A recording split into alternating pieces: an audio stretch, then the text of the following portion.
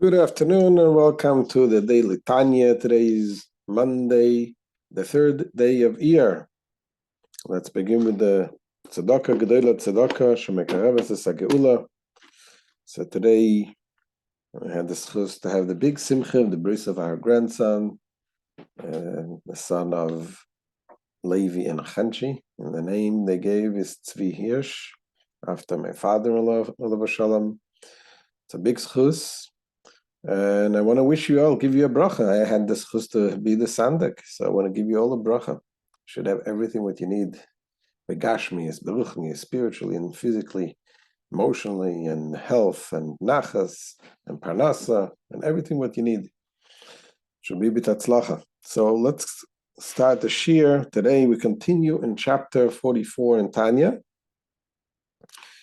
and talking about the love of children to parents.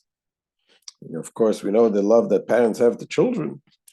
But the Alter Rebbe talks today in the Tanya about the intense love that a child has to parents. Specifically, he's talking about the love that Moshe Rabbeinu had to God as a love of a child that is ready to give his life up to help the parents. And that is in continuation what we spoke yesterday. We spoke about the different levels of love to Hashem.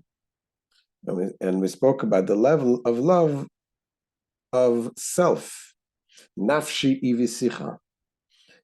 And we said that the person feels that Hashem is his life. Just like a person would do anything to preserve life and to make sure that you're okay, because you love yourself and you want to live and you love life more than anything else. So when you realize that Hashem is really the source of your life, then the love to Hashem and the desire to want to have that connection is very, very strong. That's called the love. He called it the love that is in a natural love that we have, and in the same time, a love that we contemplate and understand to develop that love.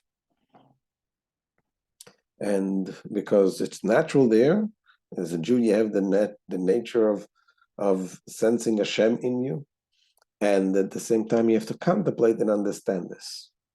But this love of self, understanding that Hashem is your life, has its limits.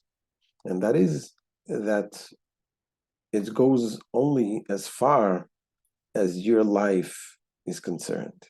Meaning it doesn't necessarily lead to give up your life. And even if it does, even if a person would want to give up his life, it would be also because of self-desire and the interest to be connected with God, when you understand that the spiritual life is of greater importance than the physical life. But when you come to this next level that is talking here, the level that Moshe Rabbeinu has, a love that like a child who is willing to do everything and completely not considered about himself at all, and not concerned about himself at all. All he wants is the good of the father. What the father wants, what the mother wants. And he's ready to give everything up. Moshe Rabbeinu was in that level, to give everything up to do what Hashem wants.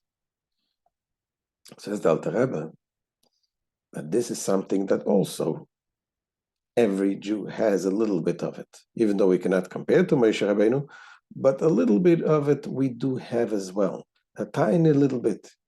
And Alter Rebbe is going to give us advice how we can do what we can do to reveal and to get this hidden love that we have, get this to the surface so we can sense it and feel it. So let's see inside what the Alter Rebbe says.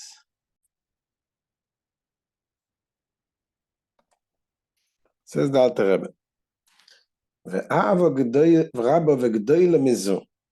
a greater and more intense love than this, meaning and the love which results from realizing that God is one's true soul and life. That's what we spoke yesterday. So there is yet a greater level of love. והיא מסותרת גם כן בכל נפש מישראל בירושה מאבייסנו. The love which is likewise concealed in every soul of Israel as an inheritance from our ancestors.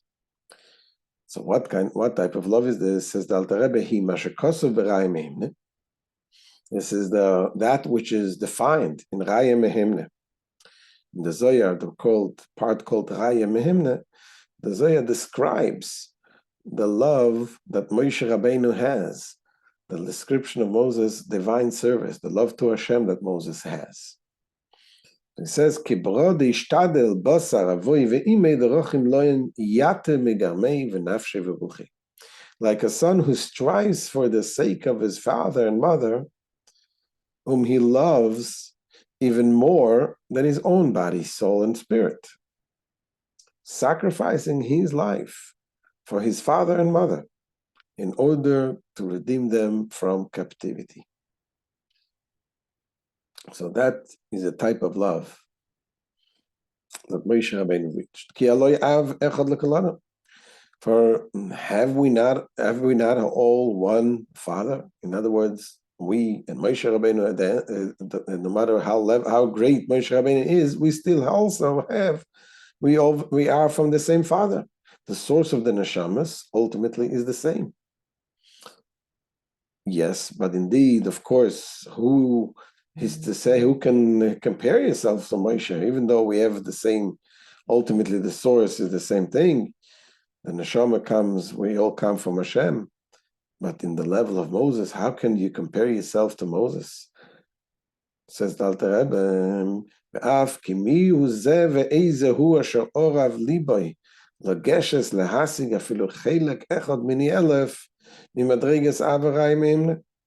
And although one may ask, who is the man and where is he who would dare presume in his heart to approach and attain even a 1,000th part of the degree of love felt by Moses, the faithful shepherd?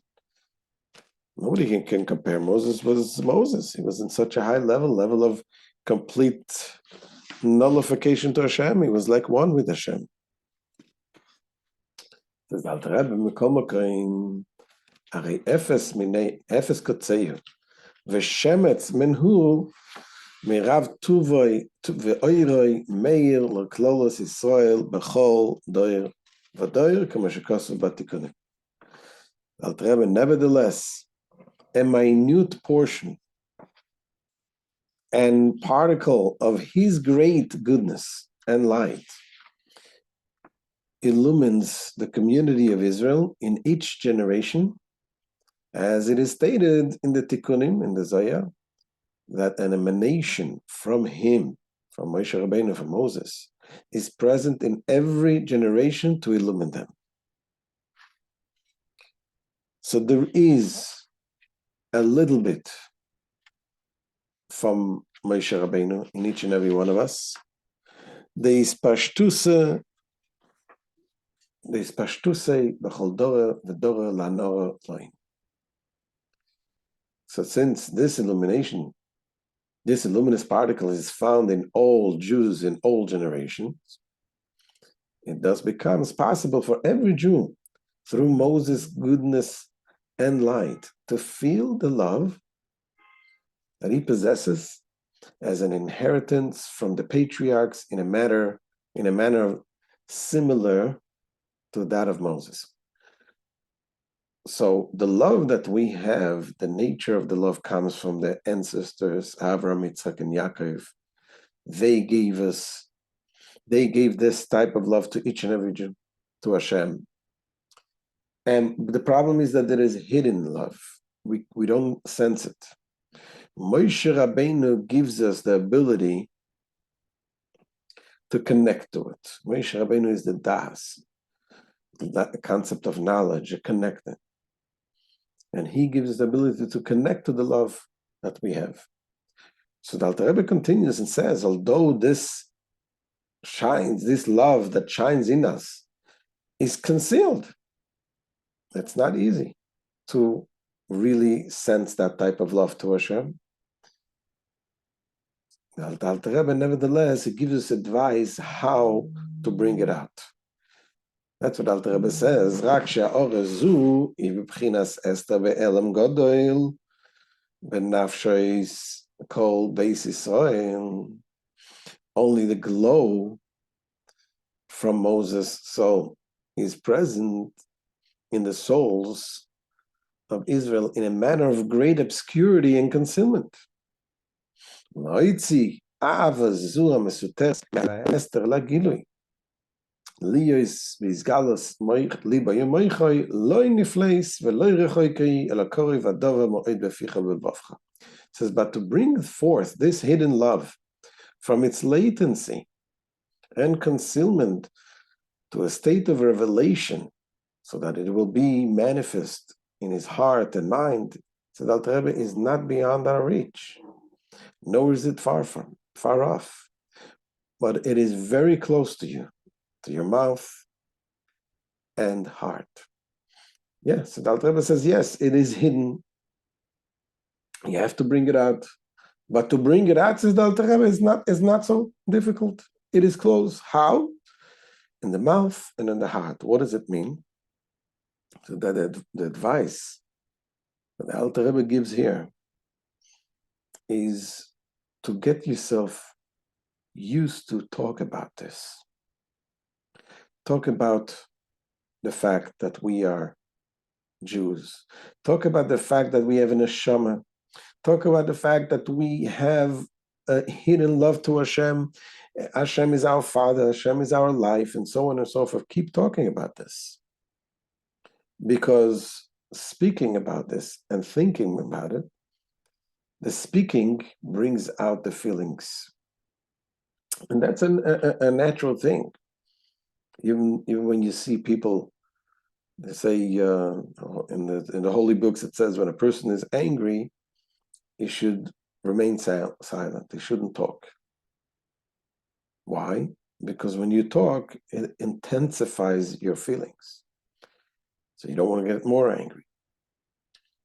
So that means that the speech, the talk, has this power of intensifying and revealing what's inside.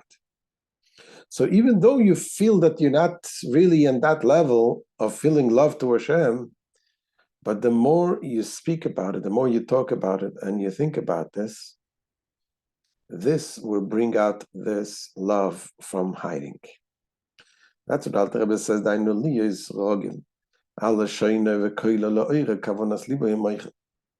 That is to say, it should be habitual with his tongue and voice to arouse the intention of his heart and mind. For the sound of one's voice arouses the devout concentration of heart and mind.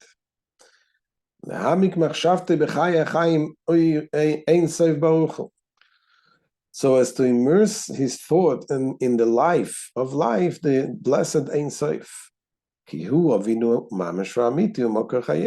Because he is literally our true Father and source of our life. And